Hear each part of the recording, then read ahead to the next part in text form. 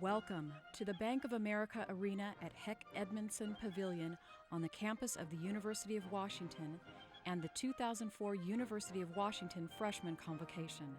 The Convocation is a celebration in honor of freshmen and their families, welcoming them to the campus community.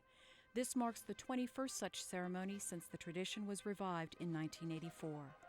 It is not generally known that the university held convocations from the 1920s through the 1950s. Records in the university archives do not indicate when or why the earlier convocations were discontinued, but until its revival in 1984, it was at least 20 years since one had been held.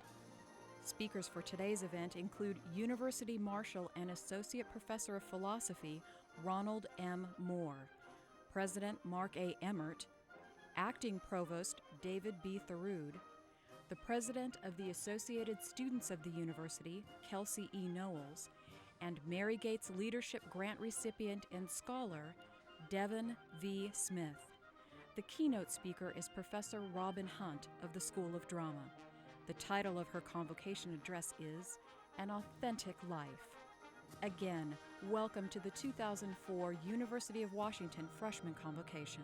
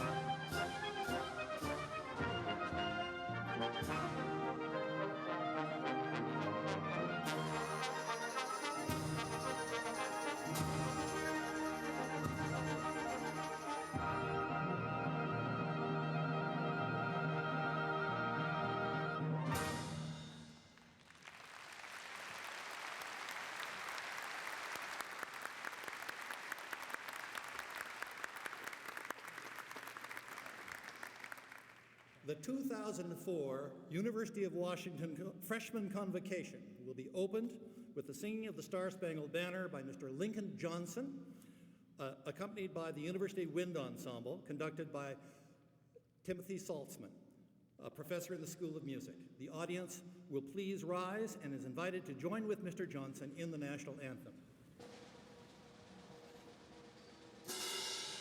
Oh, say, can you see by the dawn's early light what so proudly we hailed at the twilight's last gleaming, whose broad stripes and white stars through the perilous fight o'er the ramparts we marched were so gallantly streaming, and the rockets regulate, the bombs bursting in air, gave proof through the night that our flag was still there.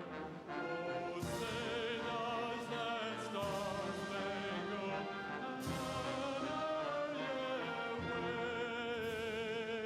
wave?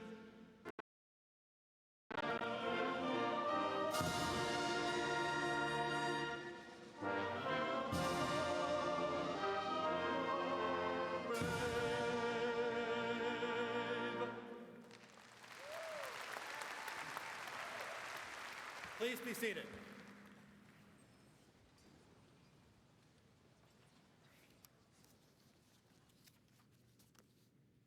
Welcome to Heck Edmondson Pavilion and the University of Washington Freshman Convocation. I'm Ronald Moore, the University Marshal. In my regular job, I teach in our philosophy department, but as University Marshal, I have two special ritual duties. First, I lead the academic procession and make sure the president doesn't get lost. And second, as you will have noticed, I carry the mace. Now, the mace is an ancient symbol of authority that reminds us that universities are custodians both of enduring traditions of learning and of the power they bestow on those who come to learn. It is also a reminder that the learning process has not always been comfortable and easy. In medieval European universities, the lively, sometimes raucous discussions between students and their instructors often spilled out of the classrooms and into nearby coffee shops and taverns. And this is why there had to be a mace. The marshal was called upon to wield it to subdue parties who got out of hand. Now, the University of Washington mace is a treasured and handsome object. It's embellished with metal sculptures of the university, of Denny Hall, and topped by a graceful rendition of Drumheller Fountain. I certainly wouldn't want to damage it by bashing unruly students. Now, I haven't had to use the mace in this way. I understand my predecessor as University Marshal, John Bridgman in the history department, tells me that at Yale, the University Marshal actually did pick up the mace to restrain a student who was about to make a political speech. I don't know whether that's true or not, but in the commencement exercises, where I hope to see you all again in 4 years, or 5 years, or 6 years, I was concluding the ceremony one year, and a student came up and pushed me away from the microphone, and I thought, oh, I'm going to have to get the mace. But he simply took and didn't make a political speech at all. He simply took the microphone and said, "Wendy, will you marry me?" And a voice came out of the crowd, "Yes, I will," and everybody applauded. Now, the mace and these medieval gowns we wear on occasions such as these are symbolic reminders of the university's special way of uniting where we are now with what has brought us here. The great poet T.S. Eliot put the point this way. Someone once said, he reports, someone once said, "The dead writers are remote from us because we know so much more than they did." Precisely, replied Eliot, and they are that which we know.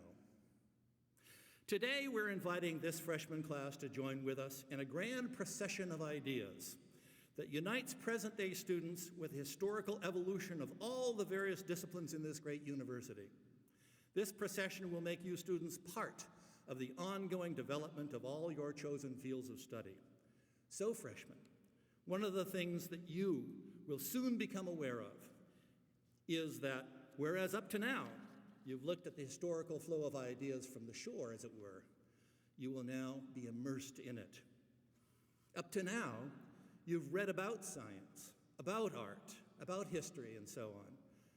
Now you will become scientists, artists, historians, and so many other things. The great thinkers of the past will no longer be people you admire from afar. They will become your intimates, your partners. And coming here, you're not entering into the experience and traditions of this university only. You are at the same time entering a continuous stream of accumulated learning that connects us with all of the great accomplishments of the past, the greatest writing, the greatest music, the greatest art, and science, and sports, and philosophy, and so much more in all times and in all cultures. It is the nature of the university to gather and preserve the best that has been thought and said, as Matthew Arnold put it.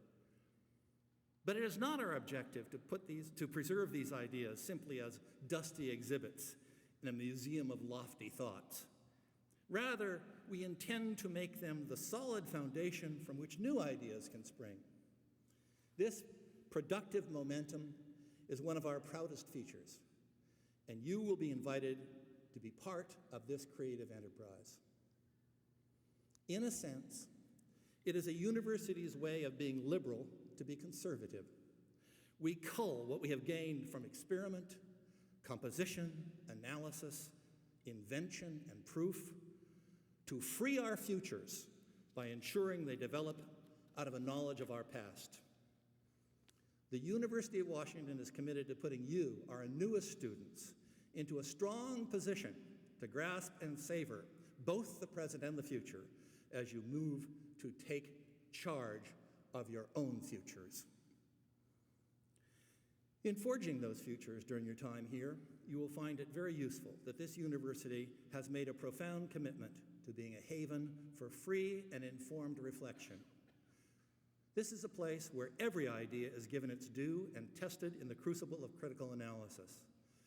For this reason, above all, it is the natural and it is the best place to begin the thoughtful, arduous process of counteracting hatred and prejudice and ideological bias. I truly believe that university education, and in particular UW education, is the trailhead of a path to a better, safer, more tolerant, more understanding world. This is, without a doubt, a particularly important mission in our current time of international distrust, misunderstanding, and political unrest. Finally, let me turn to the special character of today's event. A convocation is, as those of you who will remember your high school Latin will recall, a calling together. Today we call together our incoming freshmen and their families and friends so that we may celebrate with you the beginning of university education and welcome you all to membership in our campus community. This is the 22nd such ceremony since the tradition was revived in 1984 after a 20-year hiatus. By calling all of us, students, faculty, family, and friends, together in this place, we're underscoring a point of cooperation and mutual commitment. You, students, and your parents and relatives are now members of the University of Washington family. Like families everywhere, we will be sharing our concerns, our affections, our aspirations, and our devotion to the project of creating a better future. We sincerely hope that these newly forged family connections will be lifelong bonds of friendship and allegiance. And we hope that you will always feel as proud and happy about us as we already feel about this outstanding incoming class. And now I want to introduce the man who will preside over our ceremony today, our new president, Mark Emmert, a distinguished graduate of the University of Washington who has come back to Seattle to lead his alma mater in these exciting and challenging times. Dr. Emmert.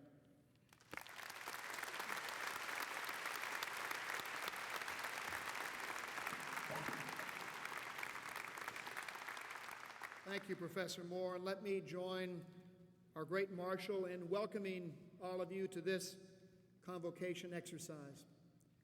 As Professor Moore pointed out, a convocation is a calling together of folks for a variety of purposes. The word wasn't, of course, created just to refer to the academic environment, but in many ways I've often thought that we confuse in our use of language and commencement, because we have commencement, of course, when you all finish your experience here, to introduce you to your commencing of your new life and introduce you to the world of beyond the walls of this university. But this is, of course, also a commencement of your life here at the University of Washington. Your life, your new life of the mind, your new life of discovery, your new life of engagement in worlds and with people and with ideas that you probably haven't even dreamed of. That's what this life, this new life that you're about to engage in is all about. And it will be short, 4 or 5 years, or 6, will go very, very rapidly. I know today for the freshmen you think, oh my goodness, will I ever get to hear this fellow speak again at my commencement? And the reality is it will be here in the bat of an eye. I want today to encourage you to make sure that the commencing of this part of your life is something you take full advantage of. The University of Washington is a university full of remarkable people. The faculty, staff, the family of the University of Washington is one of the most engaging, one of the most supportive, one of the most wonderful groups of people you will ever have the opportunity to be a part of. You need to reach out to them as they will reach out to you. Don't be afraid to ask questions. Don't be afraid to go up to a faculty member. Don't be afraid to talk to anyone about anything over your time here. Make sure that you grasp your education. You grab it. It's your education, not ours. We're here to provide you the course maps, the route guides, the way to come to understand your academic experience and help you grow as young men and young women. And you will grow. When you leave here, you will be a very, very different person than the one you are today. And that's what makes us most excited, because we get to help with that process. For parents, this is also an event for you. It's an event that allows you to know that we are delighted to have your sons and daughters and family members here. And we are here to assure you and reassure you that we will do everything in our power to provide them with the best educational opportunity possible. They have to do the work, they have to take responsibility, and they'll do that. They'll make mistakes. They probably won't get perfect grades every quarter of every year. That's just fine. Support them, encourage them, and nurture them as you always have, and we'll do our part, and together you'll find a remarkable transformation takes place, and in a few years you'll be delighted at the project. Now, what I would like to do is I would like all of you freshmen to think for a moment about how you got here, about who the people were that helped you to this moment, the commencement of this part of your life, because you didn't really get here all on your own. You had these people sitting around you help you get here. They were there for you. They'll still be there for you. They'll just be a little further away now. And what I'd like to do is I'd like to ask all of the family members in the audience, the parents, the family members, the friends of the freshmen here, to please rise. Please stand up. And I would like all of the students to thank them and give them a warm round of applause to thank them for getting you to this part of your life.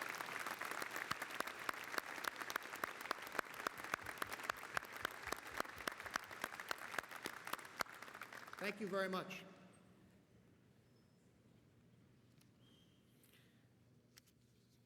And now let me introduce a small portion of those wonderful people here at the university that make this the great university that it is. First of all, we have 3 members of the Board of Regents who oversee the university and provide it with its guidance and support. And those are Regent Sally Jewell, our Vice President of the Board,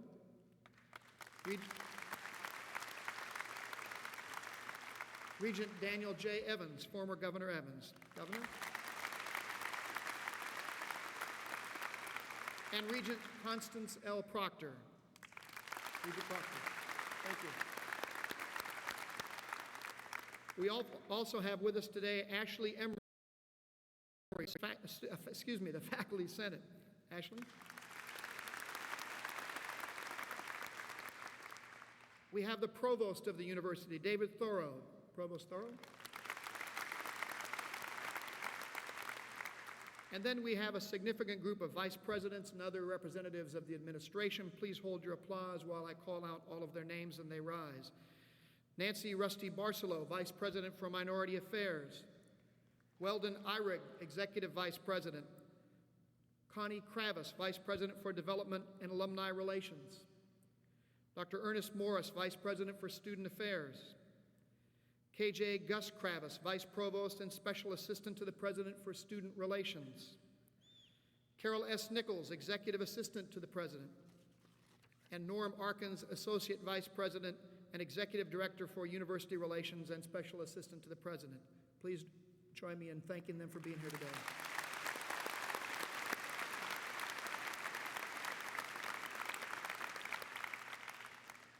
And finally, we have the deans and their representatives from each of the colleges and schools of the university, the folks who really make all of our colleges and schools work.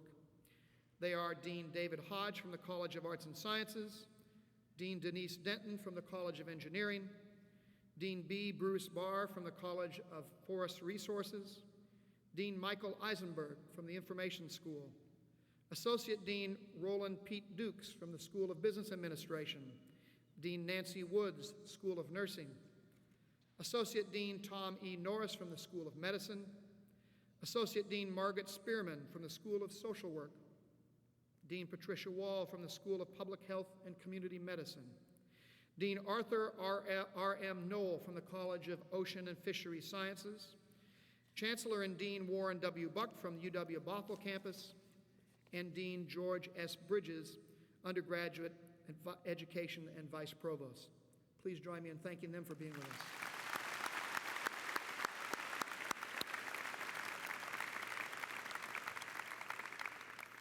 We also have with us two of our student government leaders. One of the things that I enjoy so most about what I get to do is work with wonderful student leaders, and we have with us today the head of the undergraduate student government, ASUW, President Kelsey Knowles, who will speak to you in just a moment, and Adam Grupp, the president of the Graduate School Society. Please rise. Adam, thank you. We also have the Distinguished Teaching Award awardees, Ann Baker, Senior Lecturer of Philosophy, and Stephen Hansen, the Boeing International Professor of Political Science and International Studies. Stephen, thank you for being with us. And finally, we have the faculty medalists, Leslie Everett, our freshman medalist, and Laura Felice, our sophomore medalist. Thank you. And the last representative with us today is an organization that you want to be a part of, and that's the Alumni Association, because it means you graduated. From the Alumni Association, we have Rick Osterhout, Vice President of the Alumni Association. Rick.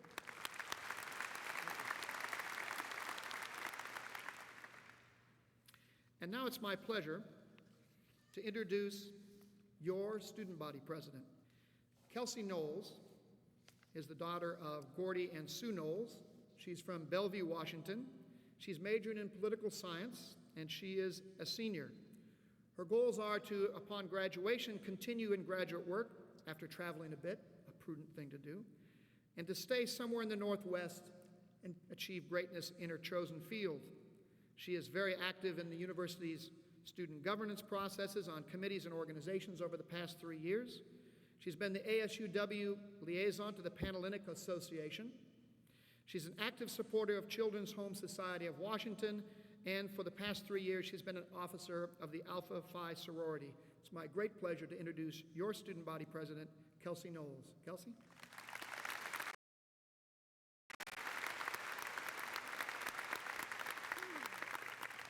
Thank you, Dr. Emmett.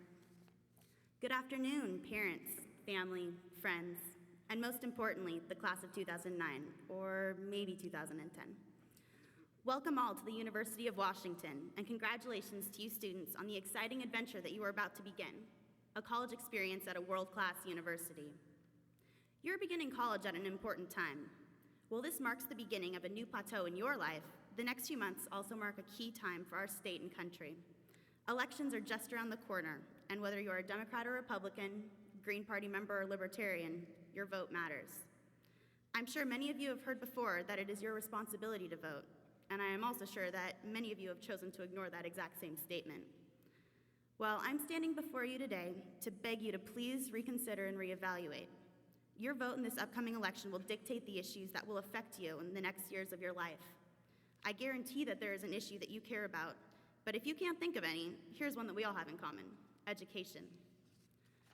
Whoever you choose to vote for will be making some big decisions regarding education this next term. Don't you want to say as to who decides? You won't get that opportunity if you don't register to vote by October 2nd. Let me repeat. The voter registration deadline is October 2nd, only a few days away. The ASUW wants to make this as easy as possible for you. We will have voter registration forms in our office at all times, and we'll have volunteers registering people at all of the Dog Days events this coming week. Register to vote. Don't ignore the opportunity to make your voice count. That being said, I would like to take just a minute to impart a few words of wisdom that I learned my freshman year. When I was heading off to college 3 very short years ago, there were a few things I remember being equally excited about. New friends, living close to so many activities, taking classes that I was actually interested in taking, and finally being on my own and making all of my own decisions. However, I'm sure if you were to ask my parents, they would be quick to say that the latter of that list was by far the most important. It only took the first few weeks of classes for me to realize that maybe I hadn't quite expected or planned for everything that I was in the middle of. As I walked on campus, I felt a little lost. I wasn't quite sure where to go for direction in terms of becoming involved. It became apparent to me that one of the University of Washington's major strengths also causes a bit of distress to many of its students. It offers hundreds of programs, thousands of options, and unlimited possibilities. I took a deep breath and a step back. I realized that everyone in charge of these programs wanted me to become involved. There are people waiting to help you around every corner. The RA on your floor, the advisors in the student activities office, the older member of your fraternity or sorority, or even your FIG leader. Let me not forget to remind you about the most important place to look, the ASUW. All right, maybe I'm a bit biased, but the ASUW, your student government, and so much more, has connections to many programs that you might not even be aware of. Did you know that there is an entire program called Arts and Entertainment that works to bring you concerts and comedians? Or that through the experimental college, you can take classes you'd never even dream of taking in the UW's course catalog? And there's no need to worry if you have a flat tire on your bicycle, because the ASUW provides a bike shop right in the hub. Did you know that ASUW represents your student opinions to the administration and actively lobbies for student interests in Olympia? Or that there are a few hundred volunteer opportunities in the ASUW? How about the fact that you can easily apply for all of these volunteer opportunities and find a calendar of events on our website, www.asuw.org. You should all check that out. These are only a few of the diverse services and programs that the ASUW provides, and that doesn't even start to cover the 500-some registered student organizations found on campus. That's right. Hundreds of programs, thousands of options, and unlimited possibilities. My advice to you is this. Don't let yourself become lost in the UW community. Become involved in any and every way you can, and you will instantly begin to see that this same huge community is smaller and more connected than you could ever imagine. Get out there and try something new. The UW has amazing experiences to offer you, and now that you are finally on your own and making your own decisions, the sky's the limit. Most importantly, don't forget to have fun. You will grow and change whether you're aware of it or not, but you will always remember what you go through. Through challenges and trials, tears, and many more smiles, you will soon realize that you are beginning the best 4, or maybe 5, years of your life. Make the most of it. Please don't forget to register to vote, and good luck on your upcoming year. Thank you.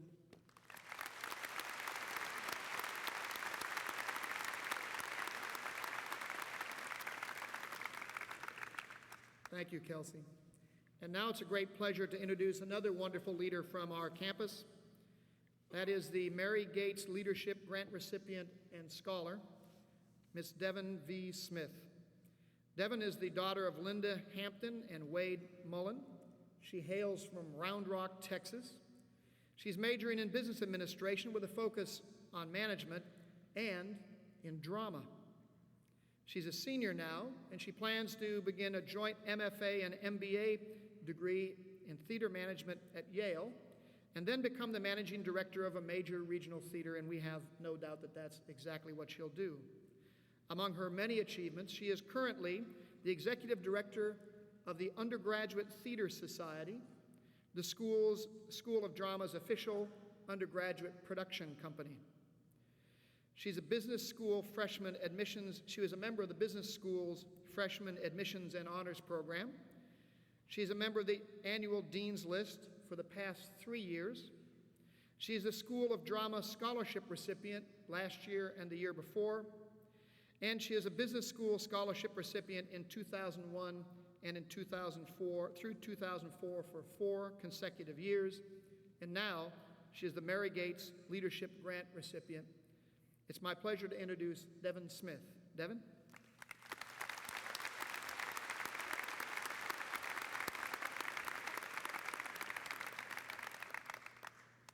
Good afternoon and welcome, new students, families, and other members of the UW community. The piece of advice that I was most often given when I arrived here was to go to my professor's office hours. But classes began and I couldn't find a reason to see a professor after class, much less what exactly I was supposed to do when I got to their office. So I decided to ignore this well-meaning advice.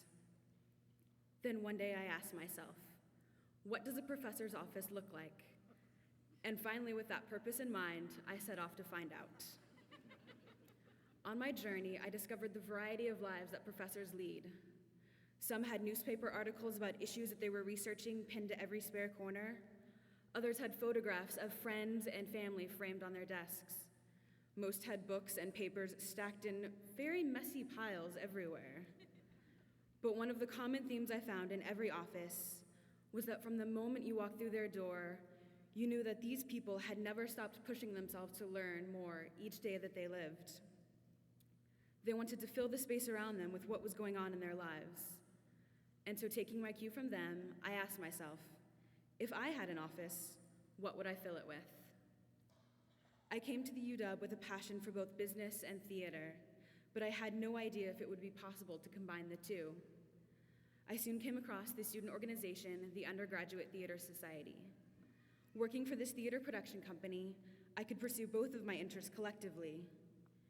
In my 3 years here, I've used what I've learned in classes ranging from business to drama and physics to Greek to turn a simple student organization into a full-fledged business. This summer, I moved into a new apartment and had to decide how to decorate the walls of the room that was going to be my office. I pinned up the news clippings of when the Undergraduate Theater Society produced our first theater festival. I framed a picture of the snowball fights outside the drama building last year between faculty and students. And most recently, I posted a photograph of Harvey Milk, the central character of the next play I'm researching for another professor. I believe that it is only from each other that we are able to learn, whether that's reading a book that someone else wrote, talking through a problem with a mentor, or relating with the world around us. The act of learning implies an interaction between two people experiencing the same moment in different ways. With my advice to you is this: find something that you love to do while you're here and throw yourself into it, whether that's by joining the film club, traveling to Uzbekistan, or taking a class in the private lives of ancient Romans. Find something and go after it with all you've got. And don't forget to pick up the scraps of paper, the photographs, and the various artifacts that you find around you so that you can begin filling your own office. As you leave this convocation and return to your room, look at the walls that you have left to decorate. Think about how you will define the things around you and how one day they will come to define you. Thank you.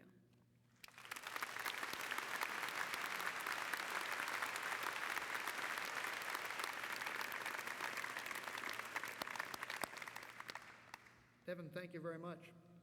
It's now my pleasure to introduce the provost of the university, and for the uninitiated, the provost of a university is its chief academic officer, the person most responsible for your academic lives. Would please would Provost David Thurode come forward. Provost Thurode?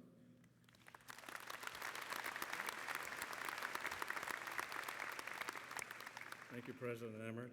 Before I introduce Robin Hunt, I'd like to just take a moment to introduce somebody who was a late arrival here, a recent additional arrival to the stage party, and that's Jack Ferris, who is Vice President for University Relations.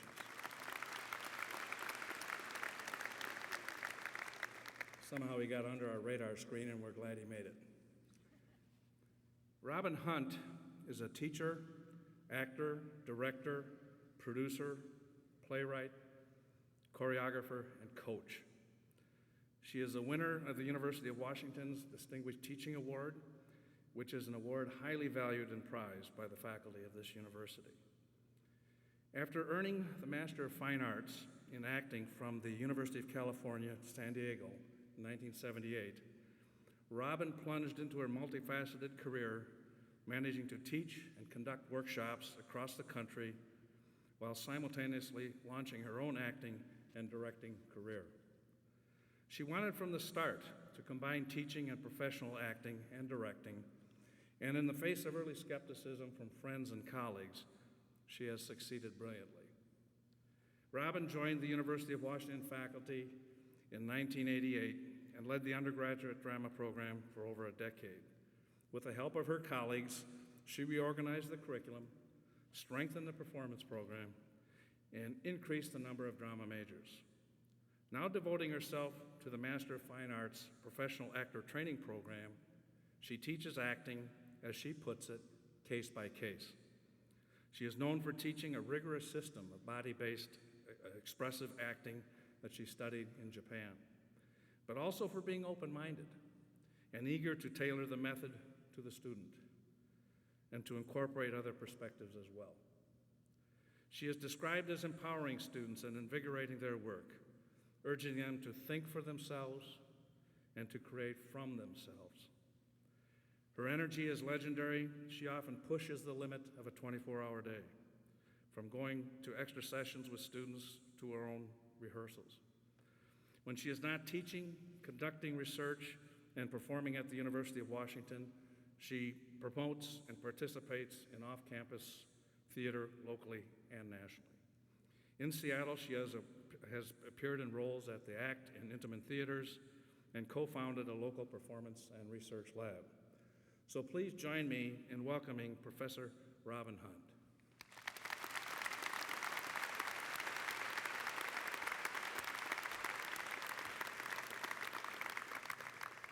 Welcome to the new class. When I look at you, I see young people fresh out of high school. Perhaps you're secretly thinking, just one more event like this, my parents will leave, I'll be on my own, freedom. But it's true. Beginning today, tonight, you will begin to make the decisions that will determine the remainder of your life. So how can you and comprehend the gravity of this moment and its potential to shape not just your life, but history itself? Let me begin by telling you quickly that I don't believe this college experience is to give you a successful career, to cause you to afford a wonderful house, an SUV, the latest technology, or even necessarily to make you famous. I believe that this moment, these college years, can teach you to live authentically. Now, perhaps you have a vague image of your life in some future, a life that perhaps television, Hollywood movies, our politicians, perhaps even your parents have implied you might lead. But I will refer today to the kind of life which I think in your heart of hearts you long to believe is possible. I'm here today to really only say one thing: it is possible. It is possible to live a rich, meaningful, productive, generous life, a life that contains in it two core things: meaningful work and love. I cannot say this too strongly. Do not believe them, whoever becomes your them. Do not believe them if they try to tell you that you must compromise and do things that you don't believe in to have a meaningful life. Do not believe them if they imply that only the lucky few find work that connects their passion to their minds in deep ways. Do not believe them. You can have it if you want it, if you work hard for it, and if you do not compromise your spirit, your deepest self. When I look at you, I see not only the beauty of your potential, but also great poets who may never know their greatness, honest lawyers who may become too tired to fight for just causes, wonderful musicians who may never finally compose the scores that are in their mind's ears, wise judges who may never sit on the highest benches of this country, astute social activists who may walk away from the fight for literacy, for equal rights, for ending global hunger because it's just too daunting, too exhausting, too expensive. I can see in your faces and in the faces of the undergraduates that I've taught in the last 4 years this battle between your deeply felt idealism and a cynicism about the state of the world. I can see this battle between your hunger to be original, to offer something great to the world, and your desire to fit in, be accepted, succeed in material ways. I can see in you these artists, healers, innovators, teachers, but very few of you will succeed in these fields unless something crucial happens. And what is that crucial thing? You must listen to your true voice, your best self. I may disappoint you when I tell you that it is not this university's job to to listen to this voice.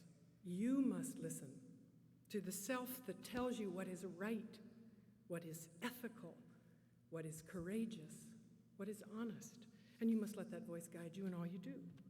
We are here, the faculty in particular, although the administration and the staff are equally dedicated to this mission, to encourage you to find that voice inside yourself, to help you develop a hunger for learning, to show you ways to seek opportunities to challenge your old assumptions.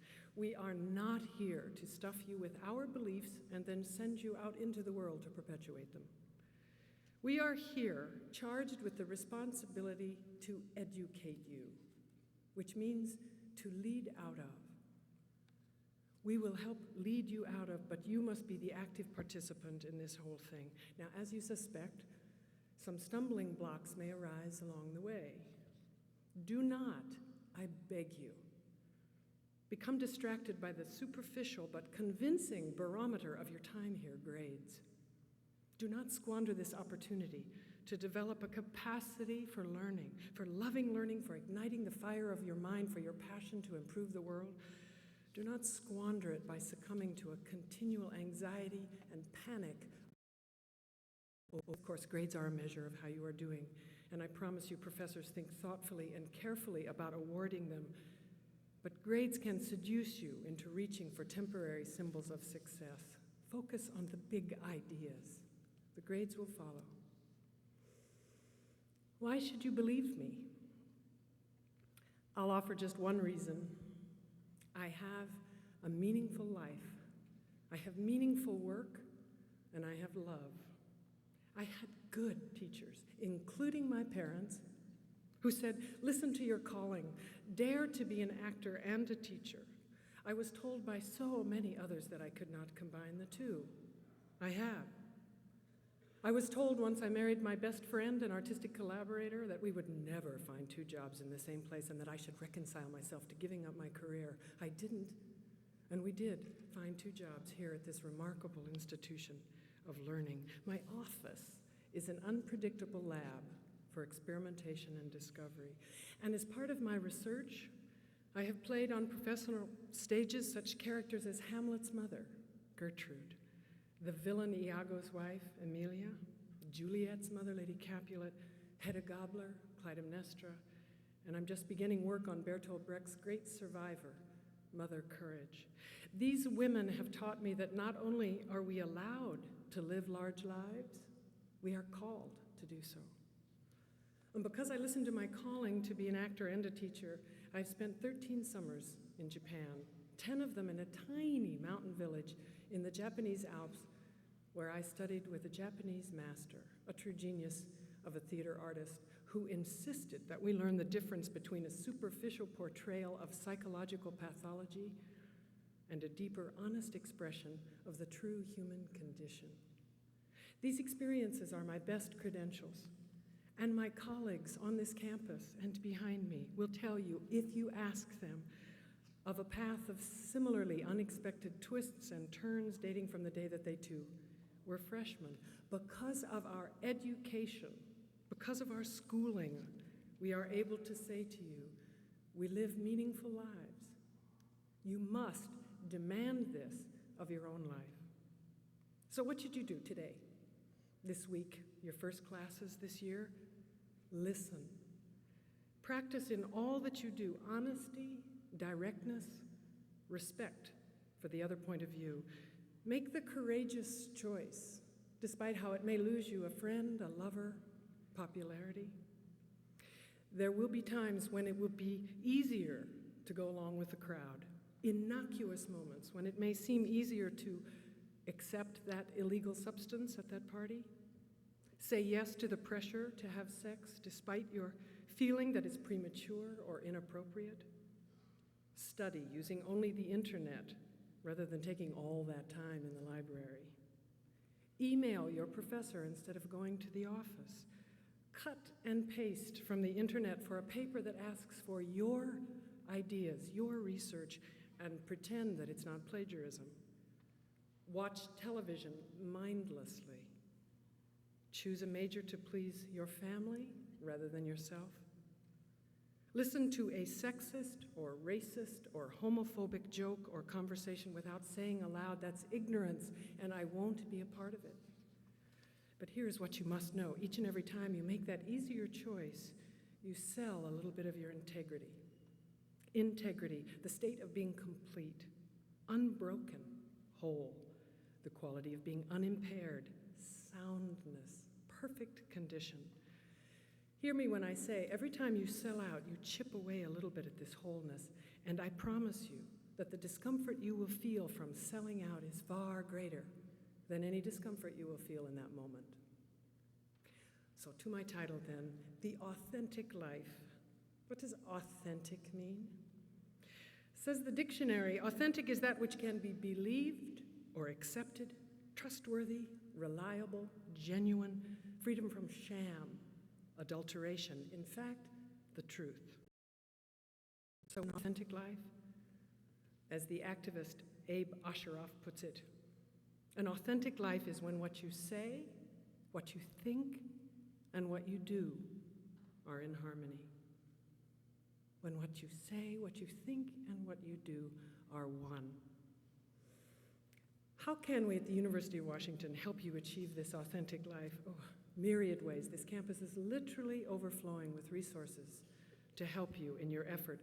I will offer you quickly 9 ways, which my colleague Lloyd Averill calls the aims of true schooling.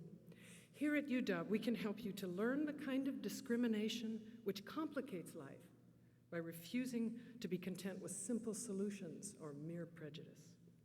We will help you strive for reason without giving up a tolerance for ambiguity. We will help you cultivate discipline without loss of spontaneity and seriousness without losing a talent for play. We can help you value science without demeaning mystery.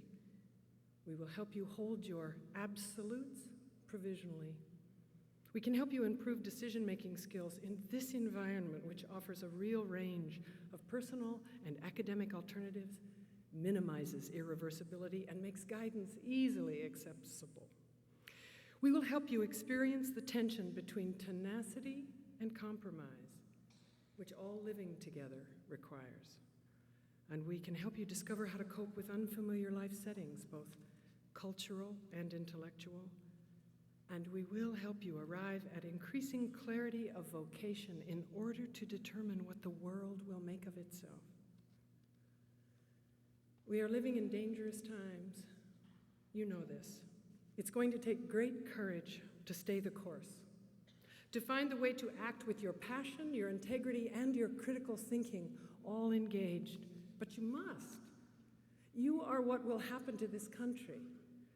You are the future judges, teachers, mathematicians, dancers, painters, biologists, immunologists, humanitarians, poets, journalists, politicians, playwrights. If you genuinely consider your thoughts, your words, your deeds, you will play an active, not a passive role in making this world better for yourself and for others. I am saying, if you dedicate yourself in all your inquiry here and in the years to follow to becoming a decent human being, to finding practical ways to make this world more livable for others, to becoming a participant, not just a witness, in the historic process, then you will have an authentic life. Perhaps it is hard to imagine that there is more comfort and more thrill in a life lived deeply, with integrity and conviction, than there is in one of material excess and comfort. But I am saying, if you choose material comfort over your honest heart, you may have a bearable life, but don't you want more?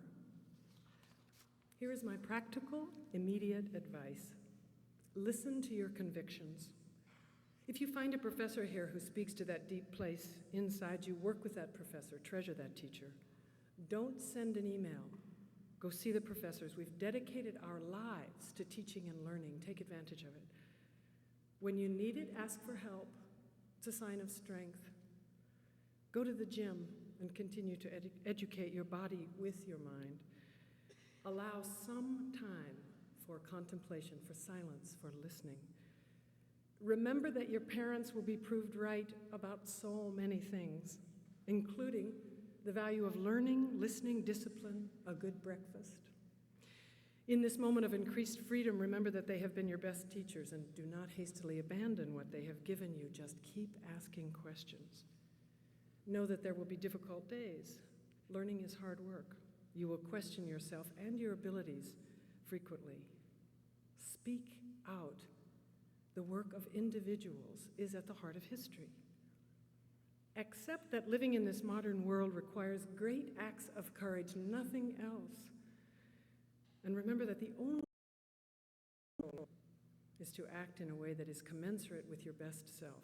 Live so that what you say, what you think, and what you do are in harmony.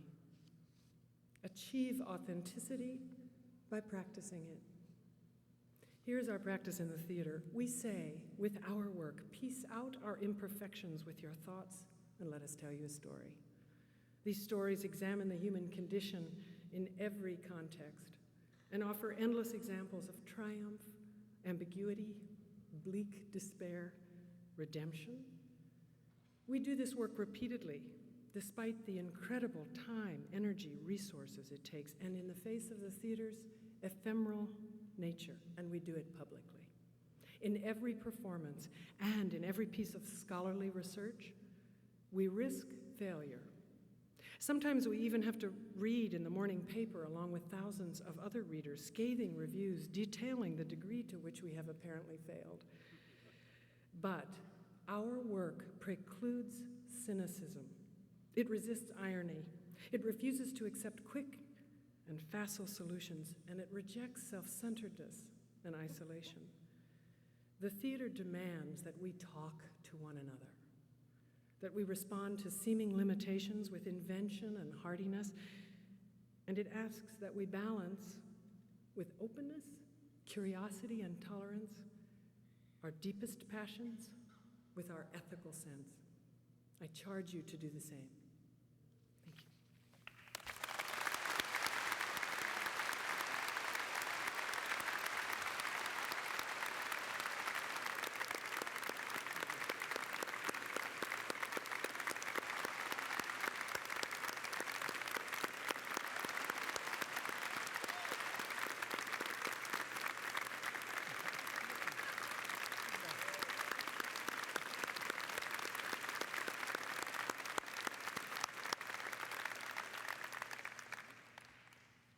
Thank you so very much. That was wonderful, and we needed another bow.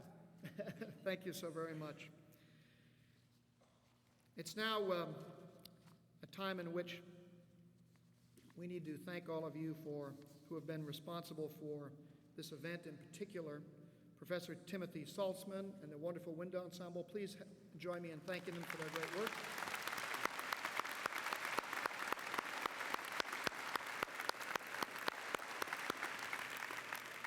Along with all others who have helped make this morning event possible. Let me join all of us here at the university in again welcoming you to this marvelous institution. For me, as you may have heard, this is my first freshman convocation back at my alma mater. For me, I am a fellow freshman like all of you, and I will be there when you graduate. I will be there when you come back as alumni. It is a wonderful, wonderful university to which you are now becoming a part. It is a place where all of your dreams and all of your aspirations can be achieved. You simply need to listen to Professor Hunt's wonderful words. Thank you for being here today. We are delighted that you have joined us. And now I'd like to invite Marshall Moore back to the podium, please. Professor Moore.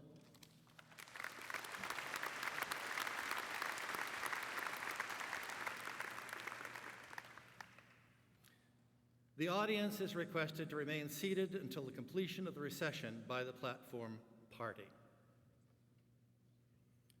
The 2004 Freshman Convocation of the University of Washington is now closed.